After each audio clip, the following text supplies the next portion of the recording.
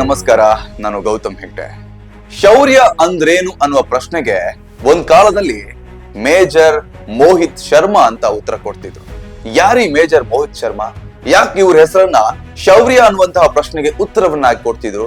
ಇವ್ರ ಹೆಸರಲ್ಲಿ ಆ ಅಡಗಿರುವ ಶೌರ್ಯ ಆದ್ರೂ ಏನು ಅಂತ ಕೇಳಿದ್ರೆ ನೀವು ಬೆಚ್ಚಿ ಬೀಳ್ತೀರಾ. ಬನ್ನಿ ಇವರ ಅಸಲಿ ಕಥೆಯನ್ನ ತಿಳ್ಕೊಂಡ್ ಬರೋಣ. ಇತ್ತೀಚೆಗೆ ಬಿಡುಗಡೆಯಾದ ದುರಂಧರ ಅಂತ ಹೇಳುವಂತಹ ಒಂದು ಸಿನಿಮಾದಲ್ಲಿ ಒಬ್ಬ ಸೈನಿಕನ ಜೀವನದ ಕತೆ ಎಲ್ಲರ ಗಮನವನ್ನ ಸೆಳೆದಿದೆ. ದೇಶದಲ್ಲಿ ಪ್ರತಿಯೊಬ್ಬ ಭಾರತೀಯನ ಹೃದಯವನ್ನ ಆ ಒಂದು ಕತೆ ಮಿಡಿಸಿದೆ.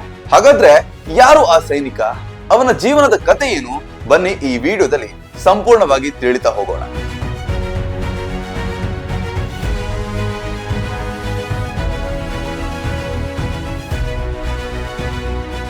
ಇವತ್ತು ನಿಮಗೆ ಒಬ್ಬ ಸೈನಿಕನ ಜೀವನದ ಕಥೆಯನ್ನ ಹೇಳ್ತೀವಿ. ಆತನ ಜೀವನದ ಕಥೆಯನ್ನ ಕೇಳಿದ್ರೆ ನಿಮ್ಮ ಹೃದಯವು ಮಿಡಿಯುತ್ತೆ. ತಾವು ಕೂಡ ದೇಶದ ಸೈನಿಕನಾಗ್ಬೇಕು ಅನ್ನುವಂತ ಆಸೆಯನ್ನ ಹುಟ್ಟಿಸುತ್ತೆ. ಅವರು ಬೇರೆ ಯಾರು ಅಲ್ಲ, major Mohit Sharma.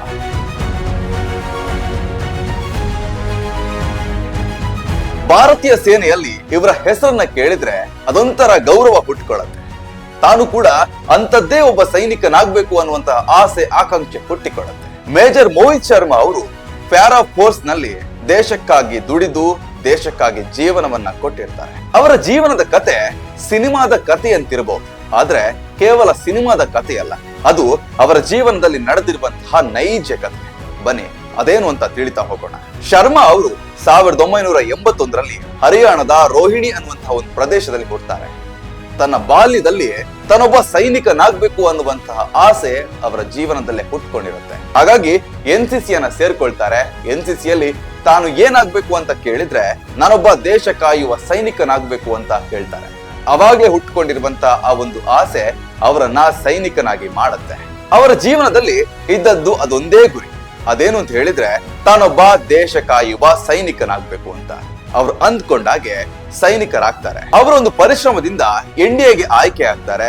Indian military ಅಕಾಡೆಮಿಯಲ್ಲಿ ಸೇರ್ಕೊಂಡು ಅವರು ಅಲ್ಲಿ ಅದನ್ನ ಪಾಸ್ ಮಾಡಿಕೊಂಡು ಸೈನ್ಯಕ್ಕೆ ಸೇರ್ಕೊಳ್ತಾರೆ. ಇವರಿಗೆ ಒಬ್ಬ ಸಾಧಾರಣ ಸೈನಿಕನಾಗ್ಬೇಕು ಎನ್ನುವ ಆಸೆ ಇರೋದಿಲ್ಲ. ಇವರಿಗೆ ಒಂದು ಸ್ಪೆಷಲ್ ಫೋರ್ಸ್ ನಲ್ಲಿ ತಾನೊಬ್ಬ ದೇಶ ಕಾಯುವ ಸೈನಿಕನಾಗ್ಬೇಕು ಅನ್ನುವಂತ ಆಸೆ ಅಲ್ಲಿ ಹುಟ್ಕೊಳ್ಳುತ್ತೆ.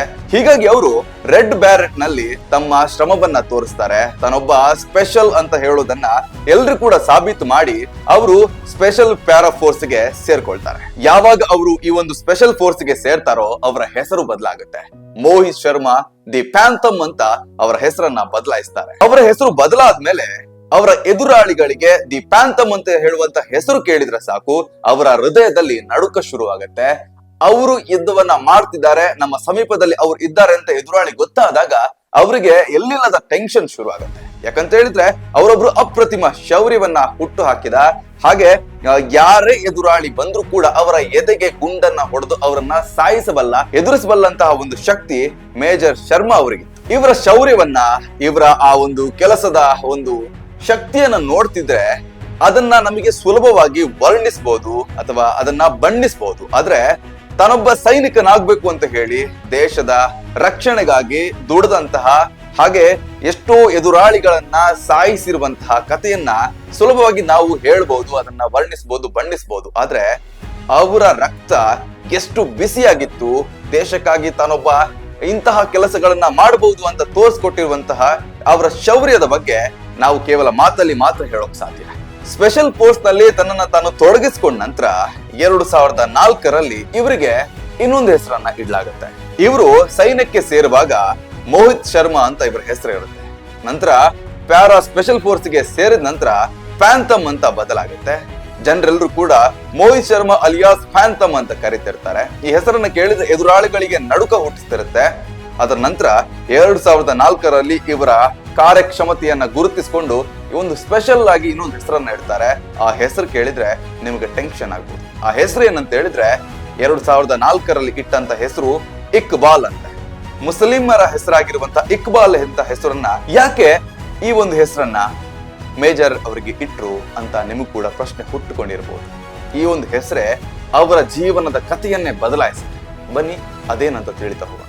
2004ರಲ್ಲಿ ಮೋಹಿತ್ ಶರ್ಮಾ ಅವರಿಗೆ ಇಕ್ಬಾಲ್ ಅಂತ ಹೆಸರಿಟ್ಟು ಒಂದು ಸ್ಪೆಷಲ್ ಆಗಿರುವಂತಹ ಕೆಲಸಕ್ಕೆ ಅವರನ್ನ ಕಳಿಸಲಾಗುತ್ತೆ. ಅದೇನಂತ ಹೇಳಿದ್ರೆ ಒಂದು ಉಗ್ರ ಸಂಘಟಿತ ಒಂದು ಗುಂಪಿಗೆ ಇವರನ್ನ ಸೇರಿಸಬೇಕು, ಇವರು ಅವ್ರ ಜೊತೆ ಇದ್ದು ಭಾರತಾಂಬೆಯ ಮಕ್ಕಳ ರಕ್ಷಣೆಗಾಗಿ ದುಡಿಬೇಕು ಅಂತ ಅವರಿಗೆ ಒಂದು ಆರ್ಡರ್ ಅನ್ನ ಕೊಡ್ತಾರೆ. ಇದಕ್ಕೆ ಜಗ್ಗದ, ಇದಕ್ಕೆ ಹೆದರದ ಶೌರ್ಯವಂತ ಮೇಜರ್ ಮೋಹಿತ್ ಶರ್ಮಾ ಯಾವುದೇ ರೀತಿಯ ಭಯ ಪಡದೆ ತಾನದನ್ನ ಮಾಡ್ತೇನೆ ಅಂತ ಒಪ್ಪಿಗೆಯನ್ನ ಕೊಡ್ತಾರೆ. ಹೀಗಾಗಿ ಇವರನ್ನ ಇಕ್ಬಾಲ್ ಅಂತ ಹೇಳುವಂತಹ ಒಂದು ನಕಲಿ ಹೆಸರನ್ನ ಇಟ್ಟು ಒಂದು ಉಗ್ರರ ಗುಂಪಿಗೆ ಸೇರ್ಬೇಕು ಅಂತ ಹೇಳ್ತಾರೆ. ಆ ಉಗ್ರರ ಗುಂಪು ಯಾವುದು ಬನ್ನಿ ನೋಡೋಣ. 2004ರಲ್ಲಿ ಲಷ್ಕರ್ ಎ ತೈಬಾ ಅಂತ ಹೇಳುವಂತ ಉಗ್ರಗಾಮಿಗಳ ಗುಂಪನ್ನ ಸೇರ್ಬೇಕು ಅಂತ ಇವರಿಗೆ ಆರ್ಡರ್ ಆಗುತ್ತೆ. ಹಾಗಾಗಿ ಸಿದ್ಧರಾಗಿದ್ದ ಮೇಜರ್ ಮೋಹಿತ್ ಶರ್ಮಾ ಅವರು ಕೆಲವೊಂದು ಉಗ್ರರನ್ನ ಗುರುತಿಸಿಕೊಂಡು ಅವ್ರ ಜೊತೆ ಗೆಳೆತನವನ್ನ ಬೆಳೆಸ್ಕೊಂಡು ಅವರ ವಿಶ್ವಾಸವನ್ನ ಗಳಿಸ್ಕೊಂಡು ಉಗ್ರರ ಗುಂಪೊಳಗೆ ಎಂಟ್ರಿ ಆಗ್ತಾರೆ. ನಂತರ ಉಗ್ರರ ಜೊತೆ ತಾನು ಕೂಡ ಒಬ್ಬ ಉಗ್ರ ಅಂತ ಹೇಳುವಂತದನ್ನ ಅವರಿಗೆ ತಿಳಿಸಿ ಅವರ ವಿಶ್ವಾಸವನ್ನ ಗಳಿಸಿ ಉಗ್ರ ಸಂಘಟನೆಗಳ ಜೊತೆ ನಟನೆಯಾಗಿ ಮಾಡ್ತಾರೆ. ಅಂದ್ರೆ ಉಗ್ರ ಸಂಘಟನೆಗಳ ಒಳಗೆ ತಾನು ಕೂಡ ಒಬ್ಬ ಉಗ್ರ ಅಂತ ನಟನೆ ಮಾಡ್ಕೊಂಡು ಅವರ ವಿಶ್ವಾಸವನ್ನ ಗಳಿಸಿ ಉಗ್ರರ ಸಂಘಟನೆಗಳ ಯೋಜನೆಗಳೇನು, ಅವ್ರು ಏನ್ ಮಾಡ್ತಿದ್ದಾರೆ ಎಂಬ ಎಲ್ಲಾ ವಿಷಯವನ್ನ ತಮ್ಮ ಸ್ಪೆಷಲ್ ಫೋರ್ಸ್ಗೆ ಗೌಪ್ಯವಾಗಿ ಮಾಹಿತಿಯನ್ನ ನೀಡ್ತಾ ಇರ್ತಾರೆ. ಒಂದಿನ ಎಲ್ಲ ಮಾಹಿತಿಯನ್ನ ಸಂಗ್ರಹಣೆ ಮಾಡ್ಕೊಂಡು ಅವ್ರ ಜೊತೆ ಇದ್ದಂತಹ ಎಲ್ಲಾ ಉಗ್ರಗಾಮಿಗಳನ್ನ ಒಂದು ಕಾಡಿನೊಳಗೆ ಕರ್ಕೊಂಡು ಹೋಗ್ತಾರೆ. ಅಂಡ್ ಕರ್ಕೊಂಡು ಹೋಗಿರುವಂತಹ ಮಾಹಿತಿಯನ್ನ ತಮ್ಮ ಸ್ಪೆಷಲ್ ಫೋರ್ಸ್ಗೆ ಇವರು ಮಾಹಿತಿಯನ್ನ ಬಿಟ್ಕೊಡ್ತಾರೆ. ಸ್ಪೆಷಲ್ ಫೋರ್ಸ್ ನವರು ಅದೇ ಕಾಡಿಗೆ ಬಂದು ಆ ಒಂದು ಉಗ್ರರ ಗುಂಪನ್ನ ನಾಶ ಮಾಡ್ತಾರೆ. ಇದರಿಂದಾಗಿ ಇವರ ಒಂದು ಜೀವನದ ಕಥೆಯೇ ಬದಲಾಗಿ ಹೋಗುತ್ತೆ. ಉಗ್ರರ ಗುಂಪೊಳಗೆ ಸೇರ್ಕೊಂಡು ತಮ್ಮ ಉಗ್ರ ಗುಂಪನ್ನ ಕಾಡಿನೊಳಗೆ ಕರ್ಕೊಂಡು ಹೋಗಿ ಆ ಉಗ್ರ ಗುಂಪನ್ನ ನಾಶ ಮಾಡಿದಂತಹ ಹೆಸರುವಾಸಿ ಹೆಗ್ಗಳಿಕೆಗೆ ಇವರು ಪಾತ್ರವಾಗ್ತಾರೆ. ಈ ಒಂದು ಶೌರ್ಯಕ್ಕೆ ಧೀರತಾ ಅಂತ ಹೇಳುವಂತಹ ಒಂದು ಪ್ರಶಸ್ತಿಯನ್ನ ಕೂಡ ಸರ್ಕಾರ ಇವರಿಗೆ ಕೊಡುತ್ತೆ. ಇಂತಹ ಕೆಲಸ ಕಾರ್ಯಗಳನ್ನೆಲ್ಲ ಮಾಡಿ ದೇಶಕ್ಕೋಸ್ಕರ ಹಲವಾರು ರೀತಿಯ ಕಷ್ಟಗಳನ್ನ ಅನುಭವಿಸಿ, ದೇಶಕ್ಕಾಗಿ ಹಲವಾರು ರೀತಿಯ ಕಷ್ಟಗಳನ್ನ ಎದುರಿಸಿ, ದೇಶಕ್ಕಾಗಿ ಎಲ್ಲಾ ರೀತಿಯ ಕೆಲಸಗಳನ್ನ ಮಾಡ್ಕೊಂಡು ಬಂದಿರುವಂತಹ ಮೇಜರ್ ಮೋಹಿತ್ ಶರ್ಮಾ ಅವರಿಗೆ 2009ರಲ್ಲಿ ಇನ್ನೊಂದು ಆಪರೇಷನ್ ಅನ್ನ ಮಾಡಬೇಕು ಅನ್ನುವಂತ ಆರ್ಡರ್ ಸಿಗುತ್ತೆ. ಇದು ಅವರ ಕಡೆಯ ಆಪರೇಷನ್ ಅಂತ ಹೇಳಿದ್ರು ಕೂಡ ತಪ್ಪಾಗೋದಿಲ್ಲ. ನಿಜಕ್ಕೂ ಈ ಒಂದು ವಿಚಾರವನ್ನ ಹೇಳಕ್ಕೆ ದುಃಖವಾಗತ್ತೆ. ಯಾಕಂತ ಹೇಳಿದ್ರೆ ಅಷ್ಟೊಂದು ಶೌರ್ಯದಿಂದ ಭಾರತಾಂಬೆಯ ಮಕ್ಕಳ ರಕ್ಷಣೆಗಾಗಿ ಕೆಲಸ ಮಾಡ್ತಿದ್ದ ಮೇಜರ್ ಮೋಹಿತ್ ಶರ್ಮಾ ಅವರ ಕಡೆಯ ಆಪರೇಷನ್ ಇದು ಅಂತ ಹೇಳಿದ್ರೆ ಎಂತ ಭಾರತಾಂಬೆಯ ಮಕ್ಕಳಿಗೂ ಬೇಸರವಾಗುತ್ತೆ. 2009ರಲ್ಲಿ ಅಕೋರ್ಪುರ್ ಮಿಷನ್ ಅಂತ ಹೇಳುವಂತ ಒಂದು ಮಿಷನ್ ಇರುತ್ತೆ. ಇದರಲ್ಲಿ ಮೋಹಿತ್ ಶರ್ಮಾ ಅವರ ತಂಡವು ಕೂಡ ಕಾರ್ಯವನ್ನ ನಿರ್ವಹಿಸ್ತಿರುತ್ತೆ. ಮಾರ್ಚ್ 21, 2009ರಂದು ಜಮ್ಮು ಕಾಶ್ಮೀರದ ಒಂದು ಪರ್ವತದಲ್ಲಿ 8 ಉಗ್ರಗಾಮಿಗಳ ಒಂದು ಗುಂಪು ಒಂದು ಗ್ರಾಮವನ್ನ ಪ್ರವೇಶಿಸ್ತಿದೆ ಅಂತ ಹೇಳುವಂತ ಒಂದು ವಿಚಾರ ಒಂದು ಗೌಪ್ಯವಾಗಿ ಈ ಒಂದು ಸ್ಪೆಷಲ್ ಫೋರ್ಸ್ಗೆ ತಾಗುತ್ತೆ. ಈ ಒಂದು ಸ್ಪೆಷಲ್ ಫೋರ್ಸ್ಗೆ ಈ ಒಂದು ವಿಚಾರ ಗೊತ್ತಾದಾಗ ಮೇಜರ್ ಶರ್ಮಾ ಅವರ ಗುಂಪು ಹಾಗೆ ಕೆಲ ಸೈನಿಕರ ಗುಂಪುಗಳು ಅಲ್ಲಿಗೆ ಹೋಗುತ್ತೆ.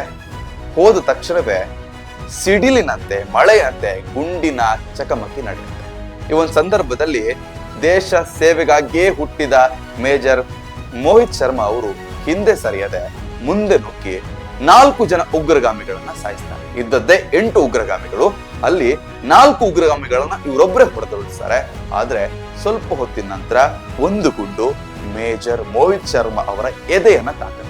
ಈ ಒಂದು ಸಂದರ್ಭದಲ್ಲಿ ರಕ್ತ ಸುರಿತಿದ್ರು ಕೂಡ ಅವರ ದೇಹ ನೆಲಕ್ಕೆ ಇನ್ನೇನು ಬೀಳುತ್ತೆ ಅನ್ನುವಷ್ಟರಲ್ಲೂ ಕೂಡ ಅವರು ಅಂದಿದ್ದು ಒಂದೇ ಒಂದು ಮಾತು ಅವರ ತಂಡದವರಿಗೆ, ಹೋಗಿ ಉಳಿದ ಉಗ್ರಗಾಮಿಗಳನ್ನ ಬಿಡಬೇಡಿ, ಅವರನ್ನ ಓಡಿಸಿ ಅಂತ ಹೇಳಿ.